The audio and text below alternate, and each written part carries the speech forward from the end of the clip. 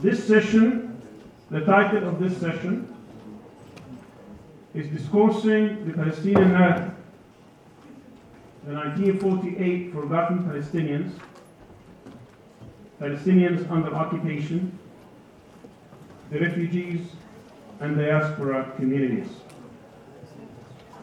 Our moderator for this session, who will introduce our distinguished speakers, is Professor Gokhan Bozbas.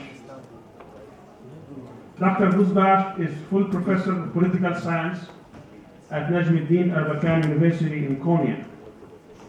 He received his undergraduate degree in international relations and completed 2 master's degrees in political science on European identity and the Europeanization of Turkey. And his PhD was on the socio-political transformation of Egypt and the question of democratization. Prior to completing his PhD, Dr. Bozbas was a research assistant at Konya University and traveled extensively to and lived in many countries, including Syria, Egypt, Jordan, Germany, and England. Dr. Bozbas has published 2 monographs and many articles about the Middle East and its politics, especially as it pertains to Palestine and Egypt. Please welcome Dr. Bozbas.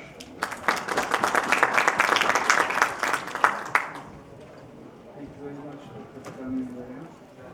And first of all, I'd like to thank the Sabah University and the Center of Islamic and Global Affairs to invite me to this conference, and not only to invite us and to organize such a huge conference.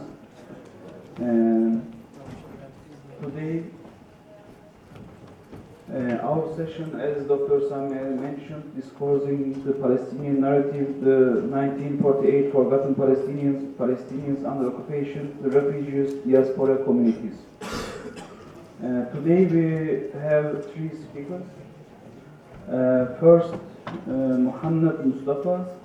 He is a senior lecturer and head of history department of Beit-Bur College and lecturer of Middle East Politics program at the University of Haifa, and general director of Mada al-Carmel, the Arab Center for Social Applied Studies in Haifa. He specialized in Arab politics in Israel, political Islam, Arab regimes, democratizations, and politics in Palestine and Israel. He has published various articles in referred journals regarding these issues. His last book has published by Cambridge University Press, Palestinians in Israel. Here is his book.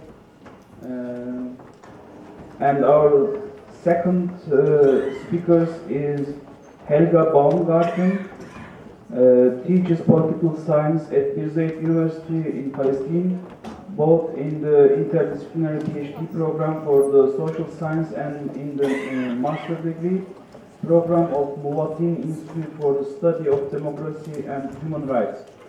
She has broadly published in German, English, French, and Arabic on the Middle East conflict, on Palestinian nationalism, on political Islam, and on the problem of transformation in the Arab region. Her book, available in German and Arabic, is Palestine, Liberation into the State. One of her most recent and relevant articles is the Oslo System, published in German but also available in English on academia.edu. She studied in Tübingen, New York, London, Beirut, and Göttingen. She received her PhD from the Free University of Berlin. And our third speaker is Salman Sitta. Was born in 1937 in Maine, Sitta in Beersheba district from Mandatory Palestine. An engineer by profession, he is best known for his cartographic work on Palestine and his work on the Palestinian right of return. He is author of 6 books and over 300 articles and papers on Palestine, including the Atlas of Palestine, 1917 and 1966, which was published in 2010. Dr. Sitta is also the founder and president of the Palestine Land Society. Thank you very much, Thank you very much for being here. And we will have 3 speakers and 20 minutes for each presentation. Please go ahead, Mohammed Mustafa. Assalamu alaikum. First of all, I want to thank Professor Sami and CIGA for inviting me to this conference. I would like to talk about the Palestinians in Israel. Now, I have difficulties to explain for the Muslim world what that means, Palestinian citizens in Israel. I think a lot of people didn't separate between the Palestinians in the occupied territory next 1967 and the Palestinian citizen of Israel that which remain in Israel after establishment of Israel after 1948. So I want to talk about the narrative of the Palestinians, citizens of Israel, which they have the citizenship of Israel. And my argument that the narrative of the Palestinians in Israel separate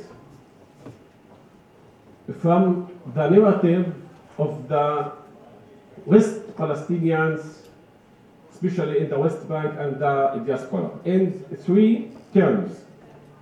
First, the historical narrative. I think the historical narrative become more and more close to the national narrative of the Palestinians' national movement in this section. But in the theoretical term, I think the Palestinians in Israel saw Israel as a settler colonialism, not as a normal state. Third, in the political term, the Palestinians in Israel still struggle for 2-state solution, not 1-state solution, but 2-state solution that Israel become a state of all citizens, not as a Jewish and democratic state. This is my argument. I think that in the term of historical, the Palestinians become more and more close after separation from all the Palestinian people, become more and more close to the narrative of the Palestinians in the world, or the narrative of the Palestinian national movement. But in the political term, the Palestinians in Israel want to integrate in Israel, but as a state of all its citizens. Now, and my talk based an analysis of 3 future vision documents that published in 2006 and 2007. This is the first document, or the first collective document that Palestinians intellectuals inside Israel wrote a future vision for the Palestinians in Israel.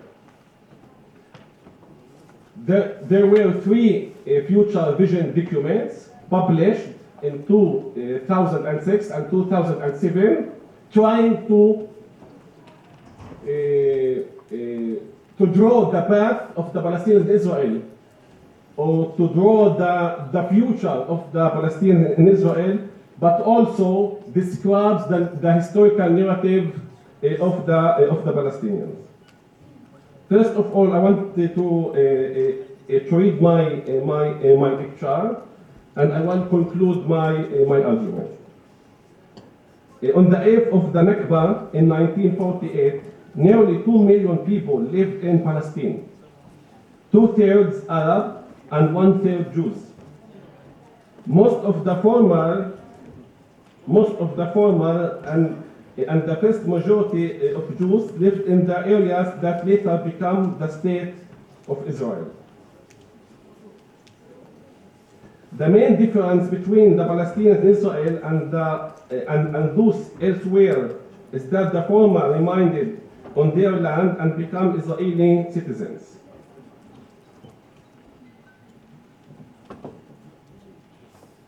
The Palestinians in Israel now, about 1.5 million citizens, is constitute about 80% of all population of Israel. Three events played a decisive role in the development of the Palestinians in Israel and affected them politically. The first event was the Nakba in 1948. The second event was the War of June 1967. And the third event is the important event also, is the agreement or the Oslo Accords, after which it was affected the thought of the Palestinians, the political thought of the Palestinians in Israel. I want to speak about the historical narrative after Oslo. What Oslo Accords, what the sign of Oslo Accords between the Israel, this is the state of the Palestinians in Israel, and the PLO, it's the organization of the Palestinian people. What this agreement affected the Palestinians in Israel. The most point I want to mention is the return to the 1948 in the historical narrative of the Palestinians.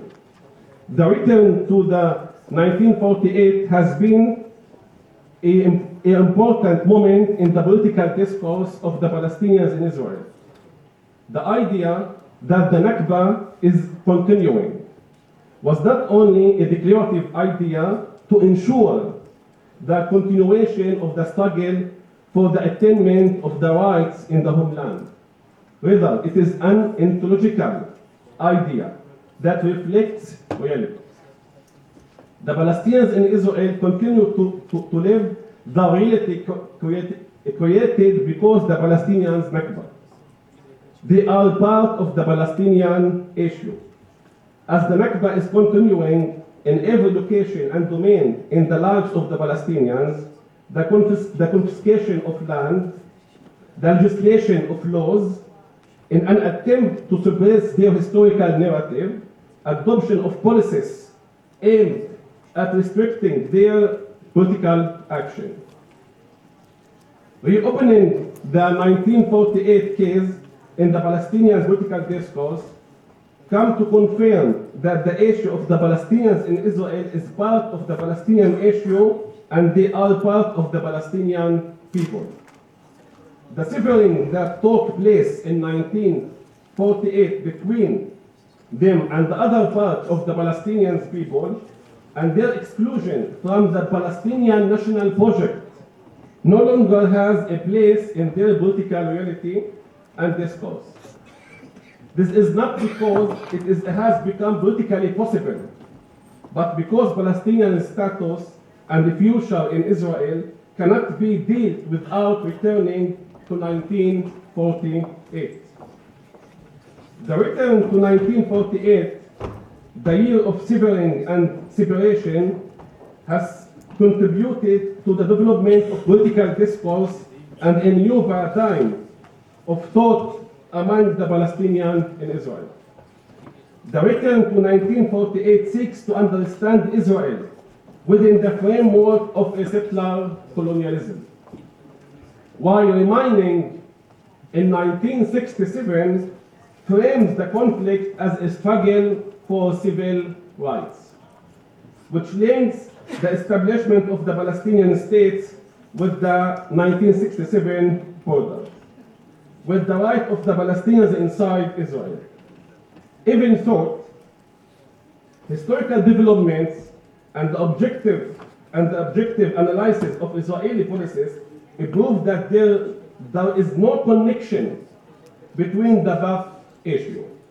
I mean that the issue of the Palestinians in Israel is not the occupation of 1967. The issue of the Palestinians in Israel is the point of 1948. This minority is a part of the Palestinian issue. It is not Israeli issue. The question of the Palestinian Israel at least is the issue of 1948, not 1967.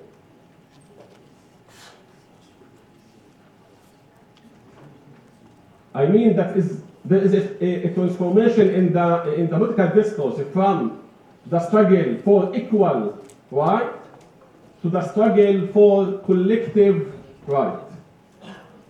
From equal right in the frame of Israel as a Jewish state to struggle to the collective right in the frame of Israel as a democratic state. In order to examine the return to 1948, I will focus in the historical future document. The document publication was a historic event in the annals of the Palestinians in Israel, and in their relationship with the Jewish majority and the state of Israel on the one hand, and their interaction with the Palestinian national movement on the other hand. According to the document introduction,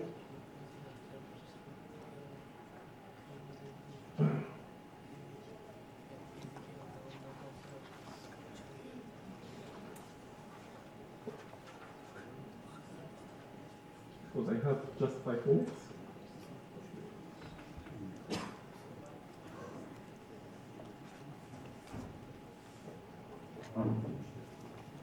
According to the future vision document, the three documents present an almost same vision for the future of the Palestinians in Israel and the status of the Palestinians and Jews within the Green Line. Although each document uses its own terminology and perspectives, the theoretical substance of their political proposals is identical. The documents constitute a revolution in Palestinian political thinking in that all three recognize the Jewish-Israeli right to self-determination. Not the Jewish, the Israeli-Jewish right to self-determination. The future vision sees Israel as a shared homeland of Jews and Palestinians who should live together in the consensual democratic framework. The state should acknowledge, based on the future document, the state should acknowledge that Israel is the homeland for both Palestinians and Jews. Relations between the Palestinians and Jews in Israel should be based on attainment of equal human and citizenship rights based on international conventions and the relevant international treaties and declarations. The two groups should have mutual relations based on consensual democracy system. The Haifa Declaration is another document titled Haifa Declaration. The Haifa Declaration recognizes the rights of Israeli Jews to self-determination alongside the right of the Palestinians in Israel to self-determination. So, what I want the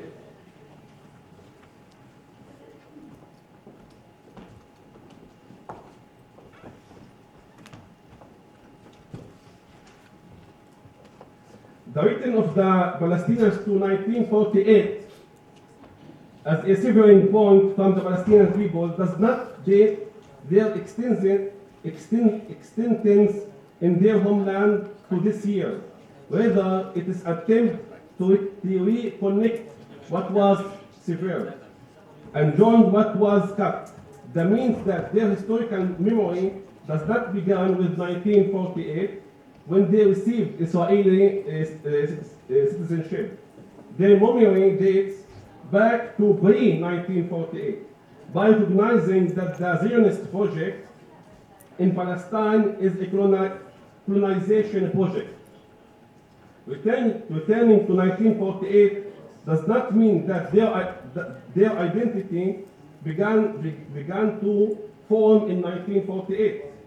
It means that their identity is part of the historical process that began before 1948 and continues to be formed. Therefore, returning to 1948 is not return of feeling political nostalgia. It is a real return.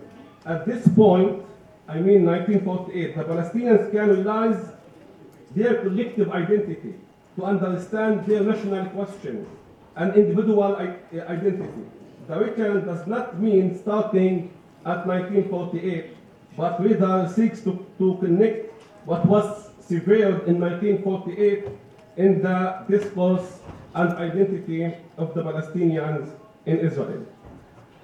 The last point, what I want to see in this point, that the return to 1948 in the theoretical framework of Israel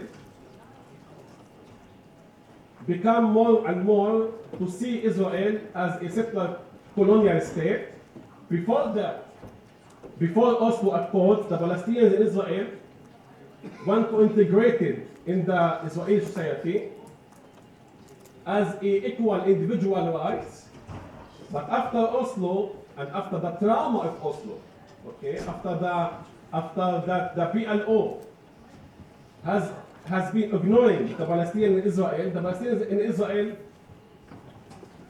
demands that Israel become a democratic state with recognizing the Palestinian Israel as an indigenous and national minority, and to change the nature of Israel from the Jewish state, Jewish democratic state, to the democratic state.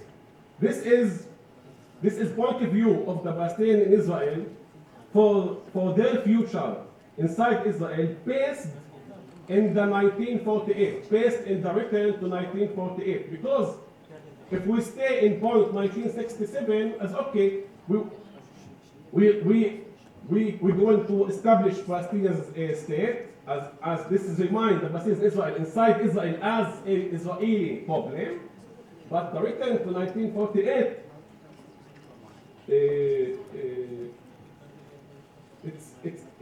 it's make the Palestinians in Israel as more and more as a Palestinian issue, and also their demand will be changed after the framework of Israel as a settler colonialism. Thank you. Thank you very much, Dr. Mohanad. Just a little change. Maybe I can ask my question before the session finished, and you can think about this. Last July, I think it was last July, the change of the basic law in Israel, how will affect, because you framed very good about the historical narrative about the Palestinian issue in Israel, and this basic law change, how will affect the position of Palestinians in Israel? Thank you very much. This is my question.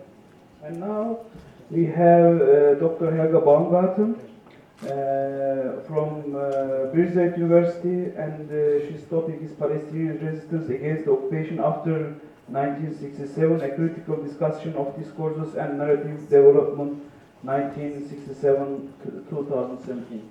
The word is yours, Dr. Helga. Thank you very much for the organizers of the conference, Dr. Sami, for bringing us here, and thanks very much to my former student Fadi Zafari that he played a central role in bringing me here. It's a pleasure to be here, And well, the topic I'm talking about, I'm afraid, is not very much of a pleasure. I want to warn you ahead of this. The starting point I want to make is that Palestinian resistance until today has been more or less unsuccessful. Secondly, the major political movements which develop the resistance discourses and narratives are still until today dominating Palestinian politics and society, and as all polls show quite convincingly, they still enjoy the support of Palestinian society, and we can even see this in the last elections at Birzeit University, where the two groups equally dominated the scene, Fatah and Hamas. Finally, we have at the moment new aspiring leaders, academics, activists who are searching and discussing new narratives and discourses, trying to reunite Palestinians behind one strategy and one goal. Therefore, I think it's the right moment to take a critical look at the history of the Palestinian national movement and at the Palestinian resistance movement at al-Muqawamah. We do have to go back to 1948, where the three major movements really started or see their major reference points. Harakat al-Qawmi al-Arab, the movement of Arab nationalists, later on Popular Front for the Liberation of Palestine and Democratic Front, Fatah and Hamas. Two of them, Fatah and Hamas, are until now hegemonic movements. One, the movement of Arab nationalists, now PFLP, mainly are sort of a permanent minority in Palestinian politics. You allow me to exclude a few movements because there is not enough time. I'm excluding Islamic Jihad, and I'm also excluding, and I'm sorry for that, the Palestinian Communist Party. Today we have new movements, and today I should add, after Oslo, after the second Intifada, and incidentally also after the death or the killing of Yasser Arafat, we have new movements, BDS on the one hand since 2005, Palestinian, which is built on Palestinian society, civil society, NGO community, but also Palestinians and Israelis, both inside and outside Palestine, Israel. We have Kairos Palestine, founded in 2009 by Palestinian Christians, addressing Christians, Jews, and Muslims, both regionally and internationally. And we have a new Palestinian think tank, Al-Shabaka, founded in 2010, with a new discussion launched since summer 2018, Al-Shabaka's Narrative and Discourse Policy Circle, basically young Palestinian intellectuals, both inside and outside of Palestine. Let me start with the movement of Arab nationalists, Harakat al-Qawmi al-Arab, and I want to focus here basically on the discourse, on the narrative, because there is simply not enough time to go into details. They started off and were founded by Palestinian students and Arab students at the American University of Beirut, and they were first active in a student movement called Al-Urwa Al-Wufqa, the firm one modeled after the organization with the same name in 1884 by Al-Afghani and Mohanad. Their Arab nationalism and their discourse and narrative are based very much on the ideas and the analysis and the criticism presented by Konstantin Zureik in his extremely influential little book, Mana and Nakba, a book which unfortunately many Palestinians until today don't know or have not read. At least that's my experience with my students in Birzeit, and it's a shame. I want to focus on this narrative and discourse. What did he argue in his book? First of all, he said Al-Nakba is an Arab catastrophe, and it needs to be dealt with, and this is very important, on the basis of radical self-criticism. He argued only when we as Palestinians and as Arabs have understood our problem, have understood the reasons for our defeat in 1948, he formulates it as backwardness, using very much the language of modernization theory. Only then will we be able to defeat Zionism and the state of Israel. Militarily, he asked for long-term planning, and politically for the establishment of Arab unity. Only then, based on Arab unity with a strong army, modern army, can Israel be defeated. Necessary for this, and that's another extremely important argument of Surey, is an inqilab, a coup, in the sense of a fundamental transformation of Arab society, and politically speaking, an overthrow of what he called them Arab feudal regimes. The actors who should do this for him was a highly organized and modern elite with a clear political program, and at the same time a populist appeal, in his understanding, the mobilization of the Arab masses. The big problem with this blueprint, one should say, is that it was actually not followed up, neither by Harakat al-Qawmi al-Arab, nor later on by the PFLP and the Democratic Front. I'm talking especially about the self-criticism, the learning, and the modern transformation, the same as, unfortunately, also with the other organization. In contrast, and I can't follow up, this in contrast to another organization, Hezbollah in Lebanon, but needs another conference. I need to move on quite quickly and want to start here with Fatah, the main Palestinian liberation and resistance movement, Harakat al-Tahrir Palestine, later on changed into Harakat al-Watani al-Falastini.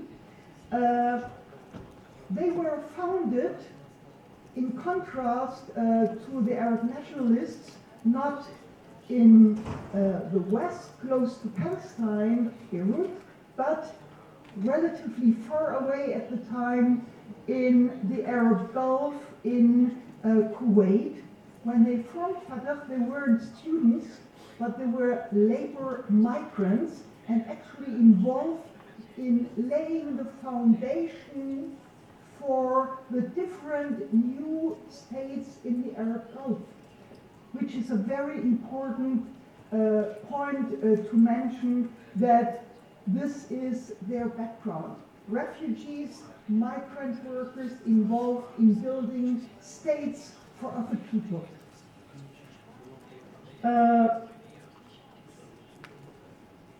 Their central narrative is that they understood themselves as Shabab al-Nakba, the youth of the catastrophe. And allow me a brief quotation from the underground journal Palestina, which was started to be published in 1959, now interestingly enough in Beirut, not in Kuwait.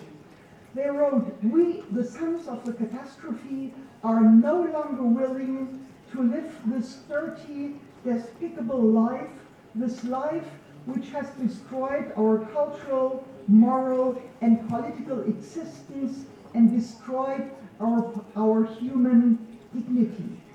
Based on this, their political discourse and their strategy was the liberation of Palestine based on the Algerian model. The sons of Palestine, another quote from Palestina, the sons of Palestine are called to carry the flag of freedom for their fatherland. They are called to arms in order to clear revolution with the goal to do away once and for all with the illegal Jewish robbery of our fatherland. The avant-garde in Algeria provides the best model for us. So essential for the discourse of Fatah was identity, which is both an existential identity, but if we take the Arabic word kiyan, we can interpret this from identity to a state. The whole breadth of is involved in this term. So it's identity, kiyan, and liberation, and both are inextricably intertwined. First of all, they started with armed struggle, and they understood armed struggle as the only way to liberate Palestine. Interestingly enough, and very often overlooked, the whole early history of Fatah is connected to the issue of water. Fatah was founded in 1959 when the Israelis started to build the national water carrier, diverting water from the Sea of Tiberias to Israel, and the Fatah people feared that millions of people would be able now to immigrate into Israel and make liberation impossible. And armed struggle started with an operation against, after the completion of the national water carrier, against in Aylabun in 1965. Fatah really turned into a mass movement in contrast to the goals of the Arab national movement, with the Battle of El Karame in February 1968, when the resistance armed struggle turned Fatah, made Fatah into the Palestinian national movement. The problem, and I want to point out here all the time, the problems is that armed struggle for Fatah, so I would argue, always was a mobilizatory myth. It was never really taken up and followed through in reality, like, for example, in Algeria and in Vietnam. The focus on state building is also very clearly to be followed from the very beginning and in all the writings and ideology and political programs of Fatah.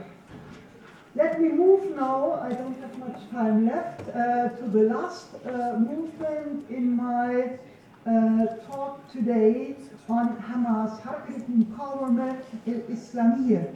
Until today, the second hegemonic force in Palestine. I again want to focus only on very few things because time doesn't allow more. It's the first of the Palestinian liberation movements founded inside Palestine, not in the outside. Arab nationals in Beirut, Fatah in Kuwait, Hamas was founded inside Palestine. They have different discourses. Was it Gaza? Was it Jerusalem? Both of them together. It's not really that important. They, first of all, became active in the first Intifada, participating like all the other movements inside the PLO through civil resistance. Armed struggle was began later on with a clear focus exclusively on the Israeli army. And only in 1994, after the massacre in the Haram al-Ibrahimi in Hebron, did Hamas attack civilian goals. 1994 to 1997 in the Oslo period, and then once again from 2001 to 2003 in the Second Intifada. There, of course, we have a big problem that Hamas is leading a liberation struggle while at the same time not respecting international law. So this is a contradiction which needs to be discussed. The new narrative of Hamas was not like the Arab nationalists and Fatah, Arab liberation and unity, or Palestinian liberation. Their focus was on Islam, a religious focus, Islam as the solution and the alternative. At the same time, clearly a nationalist base, but with a focus also in the wordings on resistance much more than liberation. That is, their being inside Palestine let them really focus much more on resistance and not so much on liberation. Interestingly enough, we have in the discourse of Hamas from the mid-80s, that is even before Hamas was actually founded in 88, that is as Muslim brothers, until today, a clear message to the Israelis: if you withdraw from the occupied territories in 67, dismantle all the settlements, we will be ready to coexist with you. That is, in the discourse of Hamas, we find in a way the two-state solution quite clearly implicit. Now, I need 2 more minutes. What we have to discuss and to critically discuss is, why did all those movements fail until today? And not only this, why are Fatah and Hamas, the two hegemonic movements, in a situation of enmity, of hatred, of mutual war, with a language which a normal human being cannot bear anymore? I mean, when I hear it on the TV stations, I have to turn it off because it's it's incredible. So the question is, why has this happened? Why did they fail? Is it only the problem of Israel, or is there a problem also with the Palestinian side, with political programs or non-existing coming programs, not following the South African example, integration and not exclusion? We do have, and that's my last point, we do have the beginnings of some alternatives. I mentioned them briefly before. BDS demanding the end of the occupation and the dismantling of the wall, recognition of fundamental rights of Palestinian citizens of Israel to full equality, respect, promote, and protect the rights of Palestinian refugees to return. And Salman obviously will take this up in the next presentation. They are understanding themselves as inclusive, anti-racist, opposed to any form of discrimination and racism. We have Kairos Palestine, often overlooked, but my colleague will take this up on Monday morning, so I will put it aside. And then finally, what I mentioned before, the Palestinian think tank 2010. Now the problem of all those three new alternatives is that partly it's an exclusive discourse, partly detached from society at large, and also not really involved in direct political activity. And we have to add this, we do not have a clear and unified political program and goal, just like the big Palestinian movements, Fatah and Hamas. Nobody has made an agreement or is united in supporting a two-state solution, a one-state solution, and if it's a one-state solution, what kind of one-state solution? Is it just any kind of a state? Is it supposed to be a state based on equality, freedom without oppression, also economic equality, freedom of culture?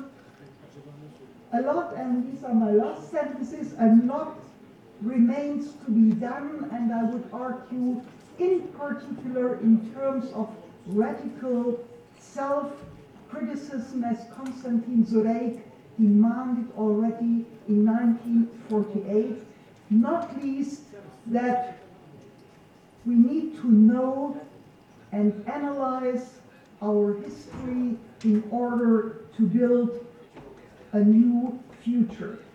Allow me one brief conclusion. This is, as I mentioned at the beginning, an almost depressing lecture. So we should, in order to get out of this depression, sometimes use humor, laughing, and satire.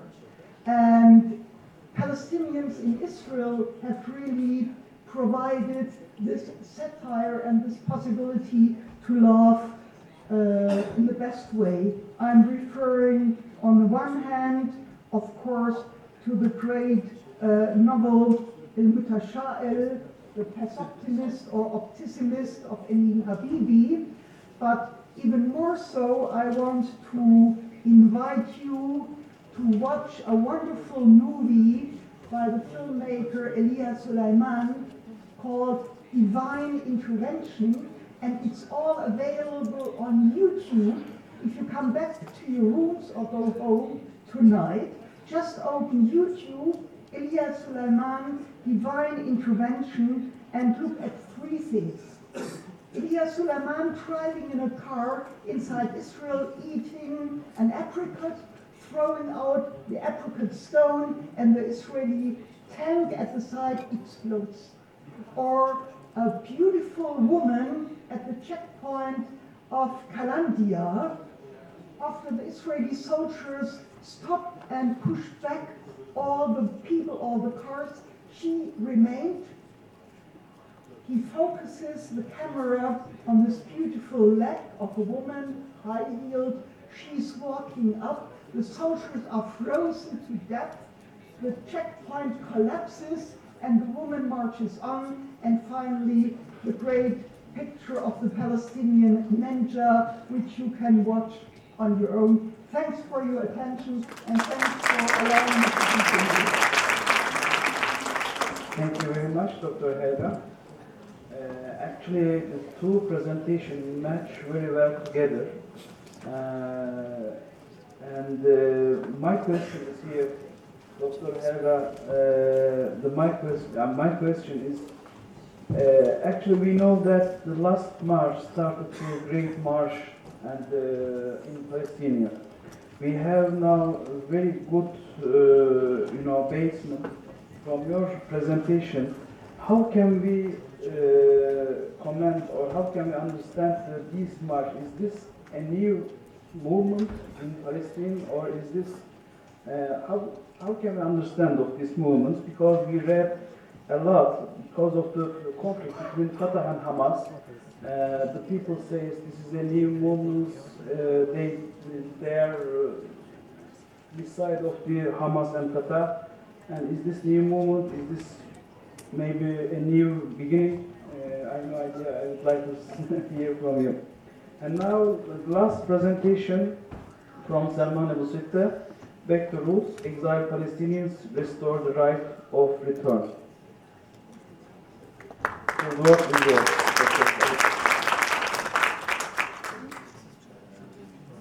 I need some help. Where is this?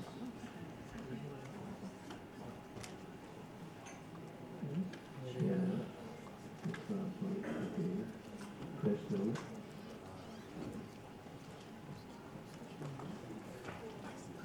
It's on now. So I change it. How do I change it? This way. No, not yet. No, go back. Go back. Yeah.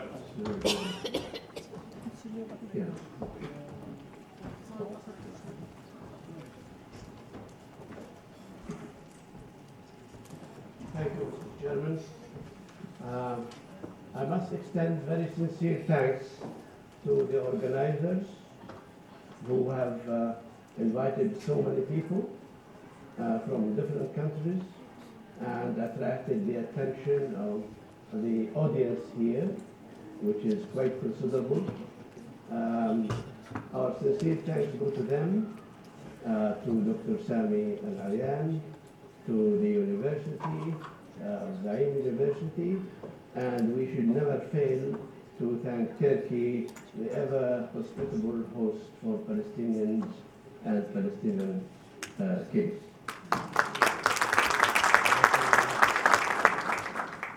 The organizers put me in trouble. My favorite subject is the right of return, how it could work, how to implement it, what are the obstacles here and there, and so on. Now they ask me a question which is even more difficult than that. Say, what are the Palestinians going to do about it? What is the role of Palestinians in the Shatat to implement their right of return? Or generally speaking, to their all inalienable rights. Well, we'll try. As you well know, painfully, that the Palestinians have been the subject of the longest war in history against a people, against an Arab people. They have been under waged war against them for 100 years. And this war has been marked by the most devastating event in the history of Palestine, namely Al-Nakba. Al-Nakba is the ethnic cleansing of 560,000 villages by military force. Israel today cannot claim 1 kilometer of land it calls Israel, which is not obtained by sheer military force. And that military force has been acquired in Europe by mostly World War II veterans who came for the express purpose of occupying Palestine. This calamity which befell the Palestinians was, and still is of course, propelled by a comprehensive set of falsifications, lies, and deception. This, of course, started very early with the notion that Palestine is a land without people. But everything about the Zionist strategy and the Israeli strategy from that time in the 18th century until today is based on lies and falsehood. The list of falsehood is very long. I will not bore you with it, but I can tell you there is not a single colonial project in the world which has been beridden by so much falsifications and deceptions. The French did not need it in Algeria, the British did not need it in India. But the Zionists, of course, needed it because their project is against history and geography. Now, why do I tell you this? Because I want to illustrate for you that the Palestinians have to face two wars, not one. The one which is obvious to all of us is the real war faced by Palestinians in Palestine by airplanes, by tanks, by soldiers, and so on. But there is another war, this is the deception war, and this the Palestinians abroad have to face. They have to fight all the time the falsehood about Zionism. And this is the lot and the fortune of Al-Shatat people.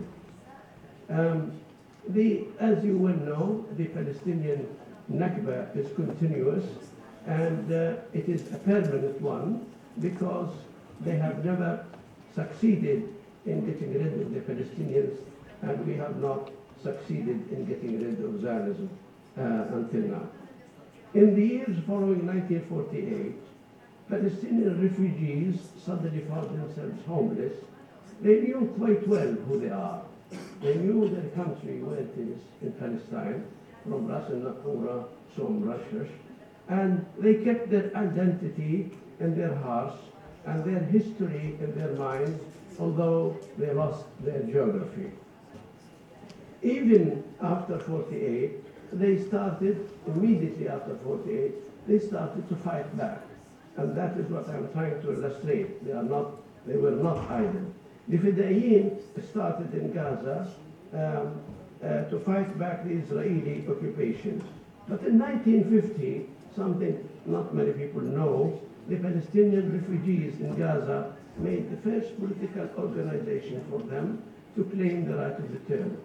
This was called the Executive Committee for the Palestinian refugees. In Gaza alone, it was not repeated elsewhere. And that is where, in Gaza, where the population of 247 villages have been totally ethnically cleansed from southern Palestine. Imagine their home was half, southern half of Palestine, 50%. They were crowded in Gaza Strip, which is only 1.3% of Palestine. So, Al-Nakba, as you know, people have been living in their country for a long time, and they have been expelled from it. It became empty, and they had to find refuge in 602 places in what's left of Palestine and around it. But again, let me go to Gaza. Gaza, here are the villages of Gaza. They all disappeared, and they have to be crowded in only Gaza Strip. And something which you all know, but you really should give it special consideration, that the war against Gaza never stopped from 1948 till now. All the time. People were expelled, and they were bombed in exile until almost last week. So, in 1964, the first Palestine National Council was formed, and PLO was its executive arm. It was the first time that Palestinians created their legal structure. There were no more refugee camps. There were not anymore groups seeking shelter in Jordan and Lebanon and Syria and Palestine. They have their own legal structure. They were a people who have a structure. They removed from their geography to another place, but they have not forgotten their history and their rights. This, of course, continued, but disasters followed them. The brunt of disasters was taken again by Gaza in 1956. A huge massacre took place in Khan Yunis, where 1,200 people were killed. And this continued. But another blow to Palestinians came in 1967, when Israel waged a new war, and conquered the remainder of Palestine, and of course other Arab lands in Sinai and the Golan Heights. But in the period from 1948 to 1967, this period, Israel presented itself in the West as a small, valiant nation fighting for its survival against hordes of savage Arabs. But the Arab defeat in 1967 shocked the Arab world. And I lived in the West at that time, and it was so painful to see people in London and New York dancing in the streets and with the joy at the victory of Israel. While we, instead of looking to go back to Haifa and Jaffa, look at the situation when the Israelis went in the opposite direction, to Jerusalem and Khalil and Gaza. So that was a great shock to us in the West, and we started to move. The first thing we have done was the Arab American University graduates, AAUG, and of course, you know, luminary names like Edward Said and Ibrahim Abu Lughod. But it was in Jordan and Lebanon territory that the real resistance to Israeli occupation started after '67. And tens of thousands of Palestinian young volunteers fought the enemy in a military fashion. That was a breakthrough because it attracted the world attention. People were asking in the West, who are these people fighting Israel? And why are they fighting? What does it mean to be a refugee? Are they really the people in the land without people? When I was in the West at the time, people keeping asking us, come and speak to us in churches and clubs and so on. Who are you? What are you doing there? So that was a tremendous boost to the Palestinian case, and it opened the eyes of the world to the Palestinian struggle. And of course, the first reaction was at the United Nations, when the United Nations member states, who for the most part were newly decolonized, they really supported the Palestinian question. In 1974, the question of Palestine was recognized. And more importantly, the UN passed a resolution number 3236, the famous one, on 22nd of November 1974, which says Palestinian people have the right to regain their rights by all means possible. That means military means political means everything. That was a breakthrough. And the second paragraph of the same said they call on all member states to support Palestinians and extend to them all support needed for that. That was a great breakthrough. Now, why did it happen? Because people asserted themselves in the real field and the world took attention of that.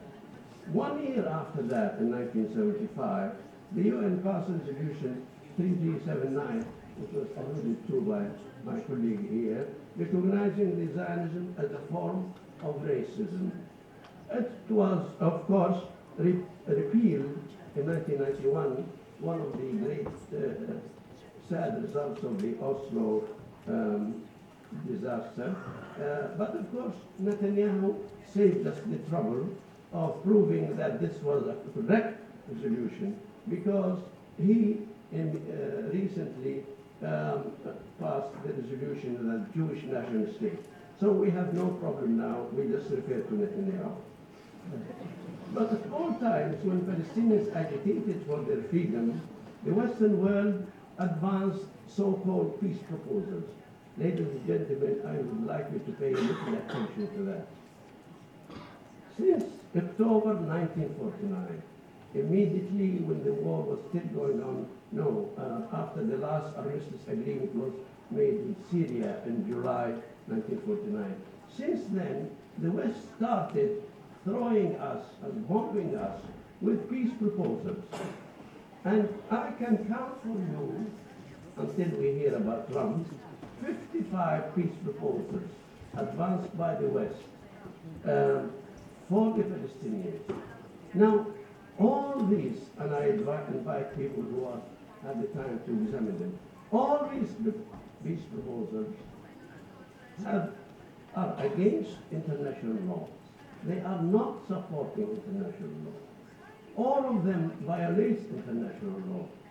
All of them, I'll try, all of them all of them clearly say, we will implement the ethnic cleansing of Palestinians. We will insist on making it through by settling the Palestinians anywhere in the world except their home. That is the essence of all the so-called peace proposals. There was a difference, of course, in these peace proposals from 1948 to 1967, that they were advanced by Western countries, by Britain and by the United States, on behalf of Israel, inspired by Israel. But after 1967, there was a new twist to these peace proposals. They were advanced by the Israelis themselves. 10 years later, in the late 1980s and early 1990s, there is another twist to these Israeli peace proposals. Palestinians became part of that. CIGA advanced one, and Yasser Abdurabbu advanced another. And then we have the great disaster of Oslo hoax. Oslo is the biggest hoax. Not only that, it's the biggest disaster, and we have no time to, I'm sure many of you know that. It is actually worse than the Balfour Declaration. But what we should really learn from that is that we should never waver away from our main objective, to regain our inalienable rights. And the first thing to do is actually to reverse the war crime of perpetual ethnic cleansing, and that can only be done by the right of return. What we have written about the right of return is known to many, but we can show that it is absolutely dynamic. The Palestinians have not stopped fighting for it. In this fair city, in 2017, 2 years ago, 7,000 Palestinians assembled, and they created the Popular Conference for Palestinians Abroad. Why is that, this name? Because the Palestinians abroad have not been represented democratically, and therefore they insist on doing that. As the time is pressing, I should really tell you that not only that, we held conferences about that in Boston in 2000, and in London in 2003, and in Beirut 2007, and now this one here. And actually, Palestinians came from 50 countries to assert their right of return, and that they will not be persuaded by anybody to drop it. But there are a number of activities which came from that. One of them is, of course, the BDS, and in the United States there is a group of students called SJP, and there are Palestinian Youth Movement, and there is Return Coalition, and there is in Jordan Anna Raja group, and many of these. Now, all these activities simply assert the right of Palestinians to the right of return. But it is not enough, because this structure has to go back to 1964, when we have one Palestinian National Council, and then we have our legal structure, after which we can actually apply the right of return. This is part of a scheme we have presented in the United States, how the right of return can be implemented. And it is really very feasible.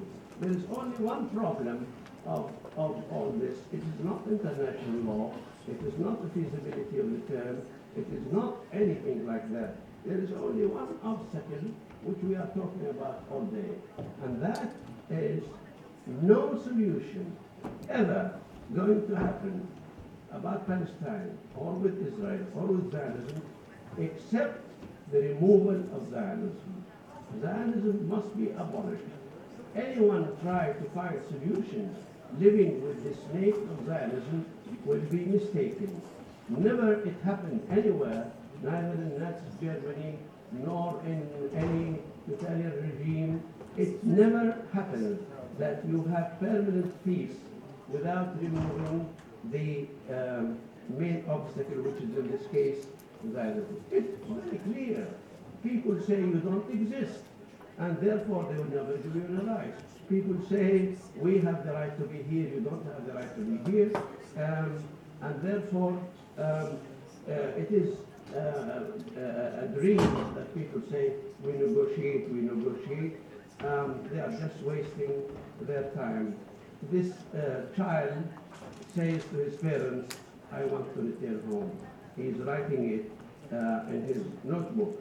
And I always believe, I never fail to drop that belief, that people in the end will triumph.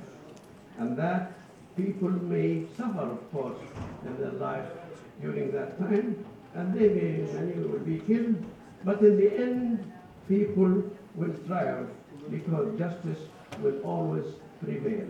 Thank you very much.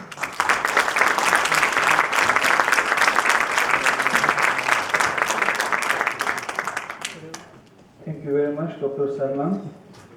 And we have great representation, and we understand the Palestinian situation in Palestine from Dr. Mohanad. After that, how they react as a movement from Dr. Helga, and now the outside of the Palestine, how the situation, how the right of return. And my question for Dr. Salman, as we know, last August, if I'm not wrong, Kushner raised a question about the definition of the refugees. He wants to change, and he wants to strip of the Palestinian descendants of this definition. How it will affect the right of return? Is it to change the situation or not? And we have now each speakers 3 minutes for what I asked. We have now the historical perspective of the situation, and I raised the question, I asked the questions all. Okay. We have only 30 minutes, said Samarian. I asked you up-to-date questions, and after that we collect the questions from the audience, and we will give 20 minutes for the speakers to answer them. Yes. Is there any questions? Recommend or first questions, and after that, if you have time, maybe we can take recommends or.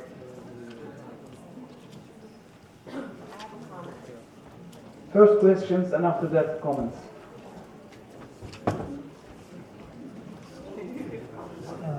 So my question is for Dr. Helga.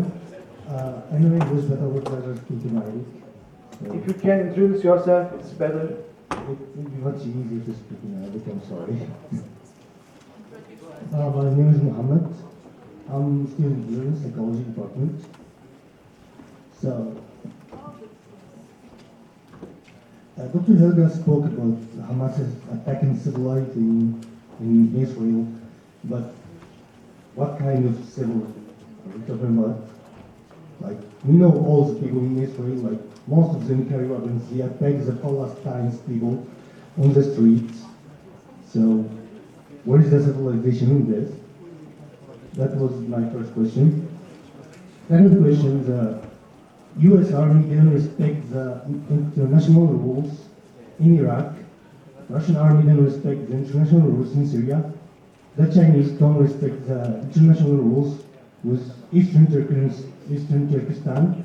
And also the Israel Army don't respect the international rules, and we all know this. So why should we respect the international rules? That will push them away. I think we shouldn't respect the international rules just like that. Thank you very much. Another question? Maybe here. we can pass the microphone. Okay.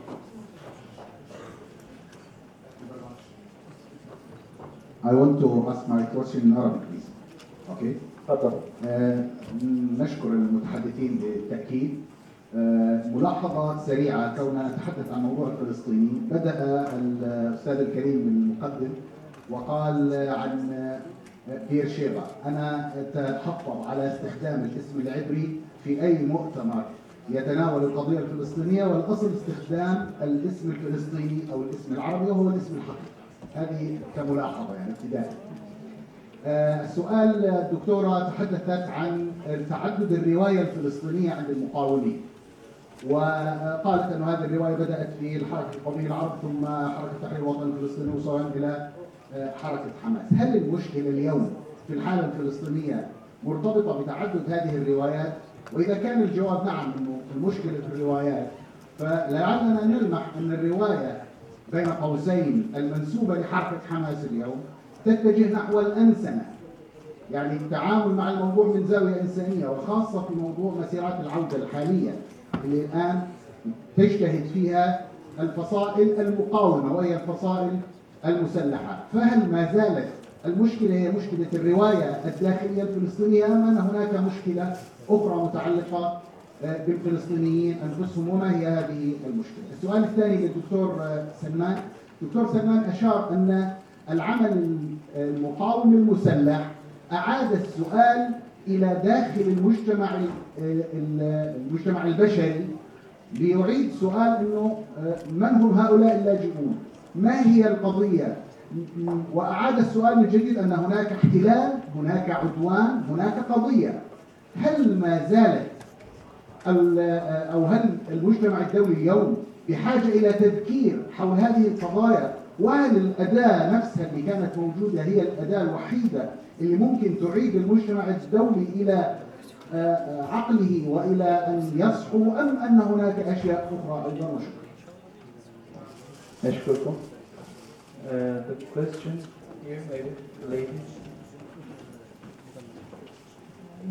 I have two questions. One for Helga about the importance of having a resistance movement born and staying in Palestine, and what difference did it make for compared to the rest of the movement? And my other point to Dr. Abu Sitta, if you have time to elaborate on the resettling of Palestinian refugees in the villages and cities you mentioned, you showed in your plan. Thank you. Thank you very much. Maybe take the microphone.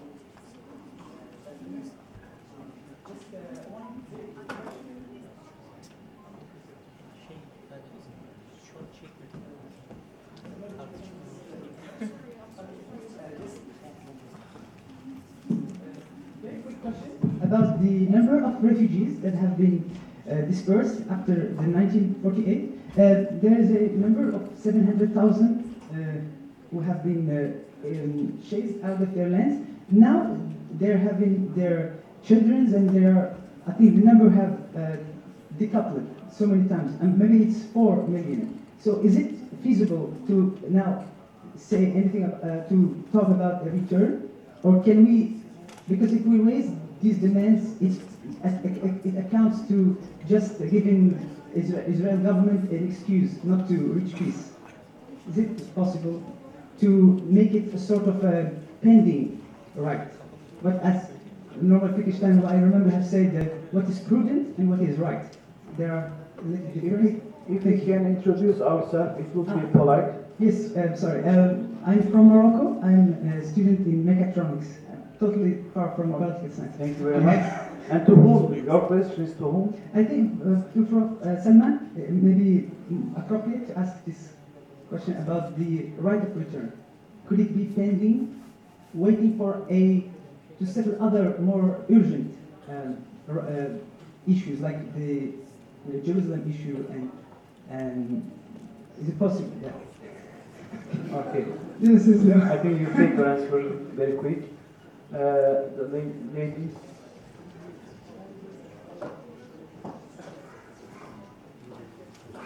Thank you. My question actually, I have a question to Mohanad, Dr. Mohanad.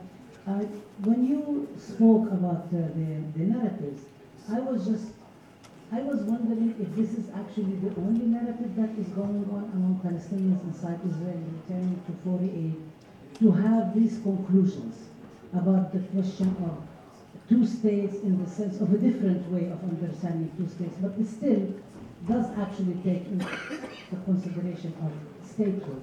That's one. And then during the Israeli, if you can comment on the Israeli elections and the debate among Palestinians, whether to participate or not to participate, and on what basis was, because there was a very intense debate, and some people participated, some people did not. And then there was this whole discussion that the reason that there was low attendance is because of the Israeli spying, the Likud spying on it. But there were also other analysis of why Palestinians actually sat out the election, which is similar to other places. And for Dr. Salman, I was wondering if you can speak about what are the next steps for the mobilization of Palestinians in Shatat and what's going on, what do you expect of what's happening, so we are taking care of some immediate action. Thank you. Last two questions, maybe. And okay, the last two questions. Thank you very much.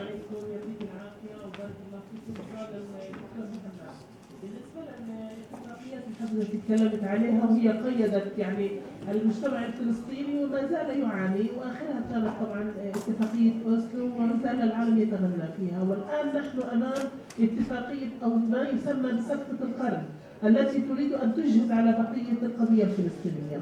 هذا السؤال يعني متى يعني كم يمكن أن تحقق من هذه القضية؟ السؤال الثاني للدكتورة هيلغا، كانت تتكلم عن المقاومة وكأن القضية أصبحت المشكلة بين فتح وحماس، ولم ينظر العالم يعني العالم ينظر بمنظار ظالم، لم يرى الحالة الإنسانية في قطاع غزة والذي يراهن على العالم الإسلامي كله على قضية فلسطين والمقاومة في غزة، وهي تحاصر في يعني أقل مقومات وأدنى مقومات الحياة. السؤال الثالث للدكتور سلمان الله يجزيه الخير، يعني السؤال اللي بيطرح نفسه، نحن بنتكلم عن قضية يعني طال أمدها، لم يطول احتلال في العالم كما هو في فلسطين وقضية فلسطين. هل من الصعوبة بمكان أن يكون هناك لوبي عالمي لأحرار العالم حتى ينقذوا هذه القضية، وهناك من يعني خلينا أقول من يعني الكوادر والنخب التي فهمت هذه القضية الكثير، لماذا حتى الآن؟ نحن إنسان لا ننسى يعني نتعرف عليكم. من أستاذة اسم حضرتك؟ فاتنة سليمان من فلسطين من غزة. Once again, my name is Saad Bouhijda from Al-Najah National University in Palestine. I would like to ask a question about this morning the Chief Mandela talked about the Freedom Charter.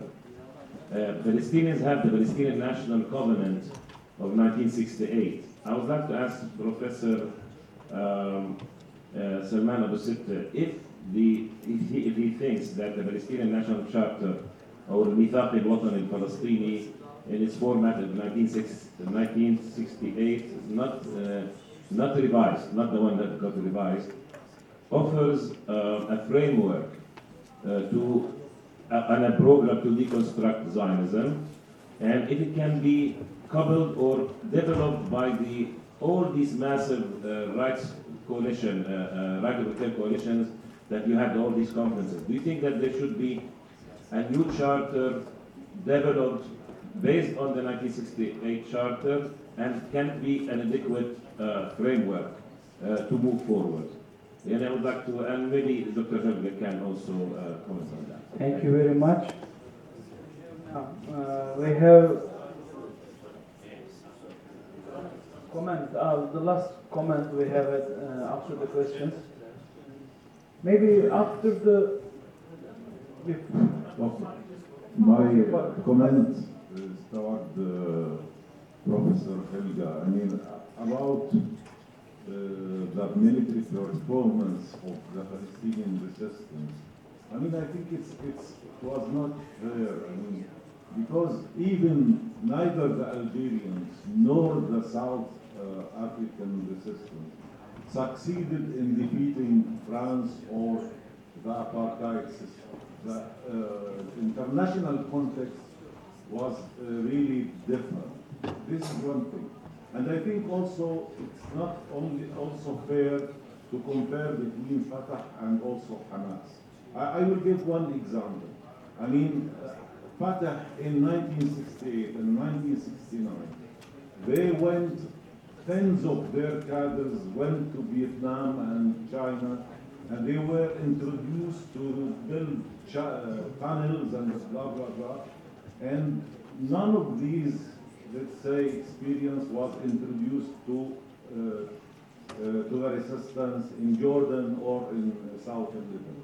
While we see Hamas, I mean they produced like experiences with Imad Aql. We have now a city under Gaza, tunnels.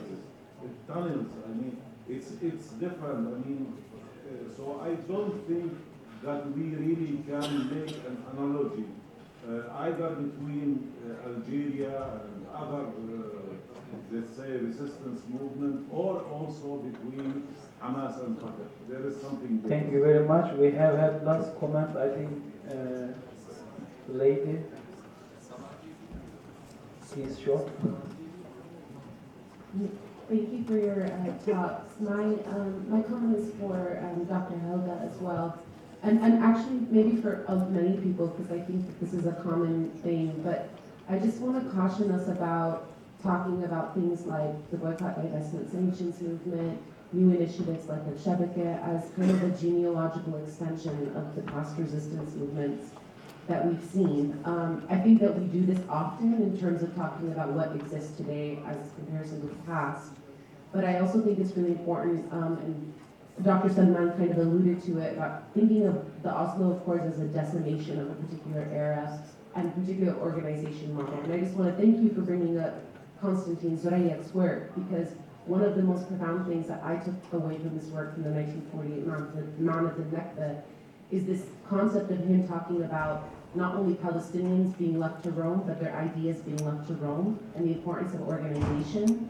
And this is something that Palestinians are lacking today, organization from the grassroots and not a bureaucratic state from above. So I just want us to be careful to not think of the kind of loose network activism that we're seeing today as a substitute or a replacement or as an equivalent of the kind of organization that we saw in our past. Thank you very much. And you are? I'm Necmettin from UC Berkeley. Thank you very much. And we have each 4 minutes for answer the questions. Thank you very much. Thank you. Okay, about your question about the nationality law. Okay, I think that by this law, this is a basic law. Okay, this is a basic law. It's not a regular law. This is a constitutional law. It's going to be the introduction of the future constitution in Israel. Okay. And I think in this law, Israel declares again its establishment. You know, state after 70 years, still busy how to define its character and its nature. This is after 70 years since its independence. You know, Israel, it's a strong military, economically, technology. But this law shows that Israel is weak in the ethics terms, in the ethic terms. You know, I just want to trade the first article and the second article in the law, and I want from you to see one word in the second article. It's an amazing word. It's an amazing word about the right of self-determination. What is the right that Israel faced its self-determination? The first article in this law, the land of Israel, and Eretz Israel. The land of Israel is the historical homeland of the Jewish people, in which the state of Israel was established. Second article, the state of Israel is the nation state of the Jewish people, in which it realizes its natural, cultural, religious, and historical right to self-determination. That means this is the first time that a national movement based its right to self-determination on religious language and on religious right. So I think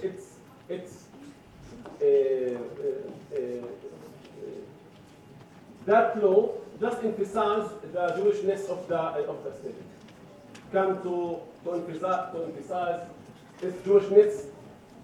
We don't see in this law not the word of Zionism and not the word of democracy. That means that who wrote this law? It's the nationalistic, religious, far right in Israel. Okay, so this is the first point about the narratives among the Palestinians. No, this is not just the one narrative inside the Palestinians. I talk about the collective future vision, but I think that there are three narratives: the national narrative, the communist narrative, and the Islamic narrative. Okay, and each narrative saw Israel and saw the rights of Palestinians in Israel differently. Okay, but the importance of the document that is the first effort to write a collective narrative for the Palestinians in Israel. Okay, about the election. You know that 50% of the Palestinians in Israel boycott the elections. But you know, I don't think that is the boycott of the election comes from the ideological discourse. So that this delegitimize Israel. It comes from political discourse. That to punish the Arab parties. You know, because the collapse of the joint list, and because that is the Arab Israel angry from the legislation of the nationality law. It's still political boycott, not ideological boycott. Okay, thank you. Thank you very much. Dr. Helga. Okay, first your question about the natural. First question about from you about the march of return in Gaza. On the one hand, this is something entirely new, a new phenomenon. We are not quite sure is it an initiative of civil society in Gaza. What has been the role of Hamas? In any case, everybody supported it, and it was, or it still is, a tremendous show of determination by the Palestinians that they want to return. On the other hand, the Palestinians are paying dearly, and many Palestinians are paying very dearly for it. We should not forget, however, that in the last years there have been a number of marches of return inside Israel, and even Palestinians now living in refugee camps in the West Bank have tried to enter Israel, had a couple of students participating, marching inside Israel and making the same statement, but much smaller, obviously. The other questions centered very much on Hamas. Now, I fully agree that many states and regimes in the world are not respecting international law. I would warn against drawing the conclusion, why should we respect international law?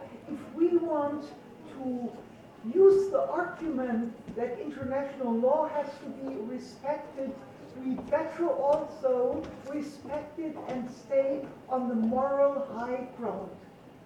And I think this would have been possible, and it's quite interesting if you go into the details of Hamas's discourse. After the massacre in the Haram al-Ibrahimi 1994 in Hebron, Hamas addressed a letter to Israel saying, "You must leave civilians outside the struggle. Let us struggle against Israeli army, against Hamas. But leave the civilians outside. As long as you do not do this, we will also attack Israeli civilians," which obviously was a very bad argument, but along the question you presented to me. Question of narratives. Well, I do think that narratives are extremely important, and they are very important, especially now, on the Palestinian scene, because we have reached a situation where the different political movements, political groups of Palestinians are no longer, as they used to be, unified in what they are doing, what they are struggling for, and what they try to achieve. And I think any society fighting for liberation needs to have a basic agreement what the struggle is about and in which direction the struggle will go. The result, which we have at the moment in Palestine, is this internecine warfare between Fatah and Hamas. And of course we need to talk about it, and at the same time obviously not forget that the basic problem is Israel and its oppression of the Palestinians and settler colonialism on the part of Israel. But we also have to look at the internal problems of Palestinians, because if we don't, there will be a free way for Israel to continue its oppression of Palestinians. Now, the question of resistance movement founded inside and outside, I don't think it makes a basic difference. I only observed in my presentation that we have these three different historical experiences. One movement founded by refugees in Lebanon, another one by labor migrants far away in Kuwait, and the third one inside the 1967 occupied territories. Basically, all of them were refugees or people oppressed and occupied by Israel. However, if we look at the different programs and the framing of the conflict, we can detect some differences, not more and not less. As far as the comments are concerned, I disagree with you, Professor Saleh, that we should not, or it's not fair to compare. I mean, as social scientists, we always compare, and we know that, different experiences aren't the same, but still it's always helpful to compare. Now, my argument was, and I insist on this, that Fatah is using armed struggle as what I call it, based on Maxime Rodasson, a mobilisatory myth, not in reality. While the Algerians really fought a war against the French, I didn't use South Africa here, I used Vietnam. I mean, the Vietnamese had this tremendous war against the Americans. Fatah was not involved in this, although they sent abroad people to train them. And last very brief sentence, I don't mean to present BDS or Kairos Palestine or El Shabaka as the sort of natural continuation of Hamas or the Arab nationalist movement. What I try to do is to look, are there somewhere new beginnings? Because we have this puzzle. Fatah and Hamas, in a way, have proved that they failed. At the same time, Palestinian society is still fully supporting them. And we even have this contradiction that people say Mahmoud Abbas has to resign, and when you ask them, who do you want to vote for? Mahmoud Abbas. So the question is, where do new impulses come from? And at least in Al-Shabaka, they are putting the questions on the table. What new discourse can be developed? Thank you very much. Dr. There were a number of questions about the refugees, who they are and their numbers and so on. I'm sure all of you know Resolution 194. Resolution 194 actually has three elements, not one. First, the refugees should return. Secondly, they should be given welfare and food and so on until this happens. The third one is establishment of United Nations Conciliation Commission of Palestine, which aims to repatriate the refugees. Now, the first one and the last one Israel refused. So the one is left, that is, UNRWA should take care of refugees. And that was the big problem for the Zionists now, so that they have to get rid of UNRWA and they have to get rid of the function of the UNRWA. And the first thing they have done is to say, who is the refugee? The refugee who was expelled from his home in 1948 and still alive today. And about 7 years ago, we have received and read many reports. Israelis are flouting around them. And then they gave these reports to one of their puppets, Senator Kirk, who published in the year 2012, saying the refugees are only 30,000, not 7 million, 30,000. So, among others, I replied to him in counterpunch. I mean, he discovered something hundreds of diplomats and researchers did not discover for 7 years, that the refugees are only 30,000. So they wanted to reduce that number, but it's clear the mandate of UNRWA, which started in Operation 1950, the term is 3 years. And after 3 years, 1953, the question came to the United Nations. Now the refugees did not return in the period. We thought they would return in 3 years. And now they have children born. And this child is born in a refugee camp. If his father or mother were not expelled, he would have been born in his home. So they decided that the children of refugees are refugees. And now this is implemented in almost all refugee covenants. So therefore, it's not 30,000 refugees, there are 7 million. The other thing is, so the argument that they are only who are still alive. I mean, if they wait long enough, we will all disappear. There will be no refugees anymore. But this is, of course, not true.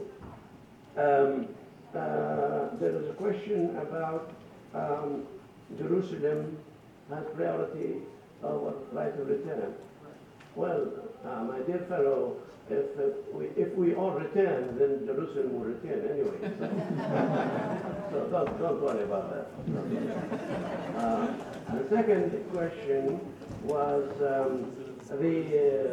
the armed resistance is.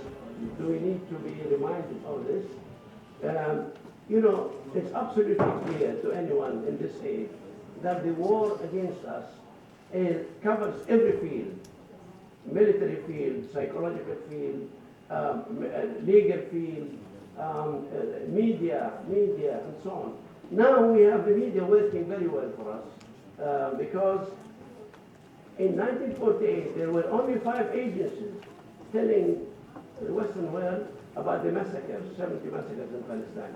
New York Times, United Press, and so on. Now in Gaza, you have 5,000 reporters. Everyone who has a mobile can actually report the story. So we have to fight in every front. The question is, you said طال أمدها ونحن لها يعني مش هنروح احنا نضلنا نحارب فيهم للأبد. Question about the national charter. It's actually 1964, not 58. في الفلسطيني one and the first one, the national one, العربي القومي العربي وبعدين الثاني. Anyway, I mean, when people sometimes discuss this, I mean, it's so unusual. I mean, we have a country called Palestine, and we are Palestinians, and we have the right in it. Are we going to invent a new Palestine to suit the Israelis? So the discussion about that is a moot question. Rabab asked, what's next? We have a lot to do. We are still fragmented, but we have to organize our efforts so we can have a collective. I know it takes time. While we speak, the Palestinian Popular Conference in North America is taking place. Lami Siddiq is organizing that. And now there is one in Copenhagen right now going on. And, but there will be a time when all these efforts are channeled in one direction. I think that's about it. Thank you. We're out of time. Thank you. Thank you very much.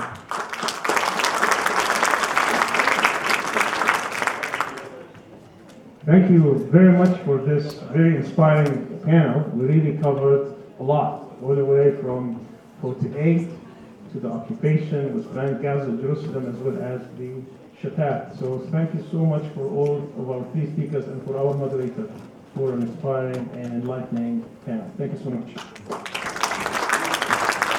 I would like to give them some mementos, but before that, I would like to remind everybody here that we will start tomorrow. I mean, this is very good program we have. We start tomorrow at 9:30, and the panel tomorrow would be about asking the hard question: the right of return, Israeli settlements, and Jerusalem, with Dr. Rabab Abdel Hadi, Ilan Fateh, and Tariq Sudan from Kuwait talking about Jerusalem. That would be followed by another panel which would talk about, again, this is more into the Palestinian scene, talking about the Palestinian national movement in a changing regional landscape, with Dr. Wael Abdel Al from Gaza, Salih Abdel Jawad from Birzeit, and also Hani al-Masri from Masarat Center for Studies. So these will also be excellent presentations that I hope everybody will be here. And then in the afternoon we'll have the last session for tomorrow, will be the struggle for Palestine empowerment strategies, and we'll have also very great speakers talking about the role of women, Dr. Islah Jad, the role of the youth, Gokhan Kutami, creating media strategy, Rawan al-Damin, empowering Palestinian voices, Dr. Ramzi Baroud, and Palestine as universal struggle for freedom, Mr. Frank Barat. So I hope to see you all tomorrow. After we're done now, we can go for dinner in the cafeteria, but before that, I would like to call first Dr.